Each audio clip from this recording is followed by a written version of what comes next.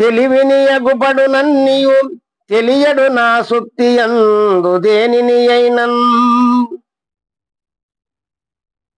మెలుకువ కలిగిన ఎప్పుడు కలువరమిది నీదు జన్మ గాంతు కుమారా గాంతు కుమారా భావము నందు నమ్ము సుధీరా భావము నందు నమ్ము సుధీరా కనుమాసు సూక్తి నీది నిత్య ప్రళయంబు కనుమాసు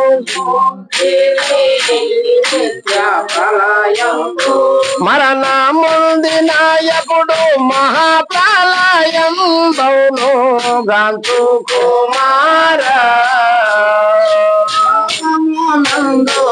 నమ్మో సుధీరా.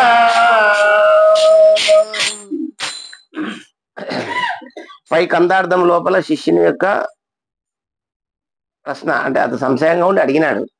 ఈ కందార్థంలో గురువు గారు తెలియజేస్తున్నాడు. తెలివిన ఎగుపడు నన్నియు తెలియడు నా సుప్తి యందు దేనిని అయినను. అంటే ఇక్కడ జన్మలు అంటే ఎప్పుడైతే జాగ్రత్తలకు వచ్చినవో అది జన్మ. అందులో జ్ఞానము చేత ఈ జ్ఞానము ఎక్కడ ఉంటుంది అంటే సహస్రారమందు ఉండి సకల వస్తువులను జ్ఞప్తి చేస్తూ ఉంది. మరి ఈ శరీరమందు జీవుడు నేత్రస్థానమందు ఈశుడు అనే పేరు నిలిచి సకల వ్యవహారములను జాగ్రత్తగా చేస్తూ ఉన్నాడు కదా. అట్లా చేస్తా ఉన్నాడు మొత్తం తెలివి చేతనే. తెలివి లేకుంటే ఏం చేయలేం.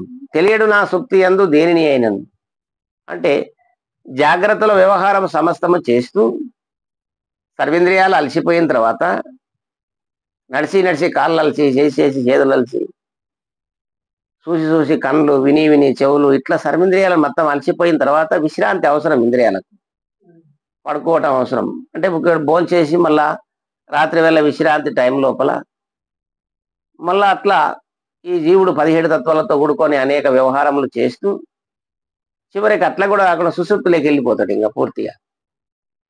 అప్పుడు ఏం తెలియబడదు. ఇంకా సుషుప్తిలోకి వెళ్ళిపోయిన తర్వాత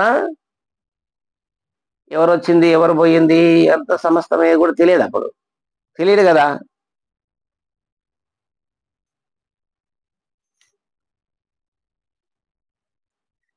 మెలకువ కలిగిన ఎప్పుడు కలవరమిది నీదు జన్మ గాంచుకుమారా. ఎప్పుడైతే నీవు మేలుకు వచ్చిందో అప్పుడు అన్ని కలవరిస్తూ ఉంటావు. లేక అన్ని వ్యవహారం అంతా కూడా ధ్యాసకు వస్తుంటది. సమస్తం అన్ని కూడా నువ్వు ఏదైతే నువ్వు చేయాలనుకున్నావో ప్లానింగ్ అప్పుడన్నీ ధ్యాసకు వస్తుంది. అది కలవరము. ఇదే జన్మ అనేది కూడా పెద్దల యొక్క మాట. గాంచుకుమారా భావమునందు నమ్ము సుధీరా. నీ భావములో ఈ విధంగా విచారించుకో. అంటే తనువే స్త్రీ, దీంట్లో నేనే పురుషుడను కదా. ఈ సంకల్పములే జన్మ. ఈ నేను మేనలు ఉంటేనే ఈ సంకల్పాలు అనేది అనేక పుడుతూ ఉంటాయి, సస్తా ఉంటాయి. ఇవి జన్మలు కానీ ఇంకోటి కావు. ఈ శరీరం జాలించి మళ్ళా ఇంకా అనేక జీవులయందు నేను కుక్కనై, నక్కనై, పందినై, ఈగనై, దోమనై, చెట్టునై, చేమనై ఇంకా అనేకంగా జన్మలు వస్తావేమో అనేది కాదు. జొన్నలేస్తే జొన్నలే మలుస్తాయి, తైదలేస్తే తల్లిదండ్రులు వస్తాయి కదా. జొన్నలేస్తే జొన్నలే మలుస్తాయి కదా, వడ్లేస్తే వడ్లే మలుస్తాయి కదా. ఇంకోటి మొలవు కదా. అట్లా అంటే దేని కర్మ అదే అనుభవించక తప్పదు. అందుకే నీకు ఈ యొక్క సత్కర్మలో ఉండాలి ఎక్కువ శాతం. స్నాన సంధ్యానుష్ఠాన పరుడై కదా, సద్బుద్ధి కలిగి సద్గ్రంథ పఠన చేస్తూ భేద బుద్ధులు వదిలి అందరి యందు సమభావ దృష్టి చేత నడుచుకోవడం మంచిది. దానివల్ల గురువుల యొక్క దగ్గర చేరి గురుకృప కలిగి ఇక ఈ సంకల్పం అనే జన్మ లేకుండా చేసుకోవడమే ముఖ్యమైనటువంటిది. జన్మలంటే ఇంకా ఆ జన్మలో తెలుసుకుందాంలే, ఇంకా ముందుంటుందిలే అనుకోవడం అదంతా అమాయకత్వం, అవివేకం, అజ్ఞాన సంబంధమైనటువంటి ఆలోచన. అదంతా కూడా కాదు అని భావమునందు నమ్ము సుధీరా అంటే సుజనుడవు కదా, దుర్జనుడవు కాకు. సుధీరా అంటే ధీరుడు. ఈ విధంగా ఉన్నాడే ధీరత్వం వస్తుంది, ధైర్యం వస్తుంది. ఇంకా దేనికైనా పిరికొని లేక పారిపోయేది ఉండదు కదా. కనుమ సుషుప్తిని నిధి నిత్య ప్రళయంబు. మరణం అంటే ఇదే. ఎప్పుడైతే సుషుప్తిలోకి వెళ్ళిపోయినావో ఇది నిత్య ప్రళయము, నిత్యదస్తనే ఉండవు.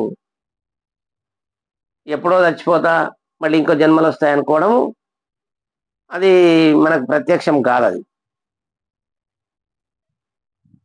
ఇది నిత్య ప్రళయంబు. మరణమొందినప్పుడు మహాప్రళయంబవును. అది తిరిగి రానటువంటిది. మరణమొందినప్పుడు మహాప్రళయం, ఇంతే తేడా. గాన్సు కుమార భావమునందు నమ్ము సుధీరా.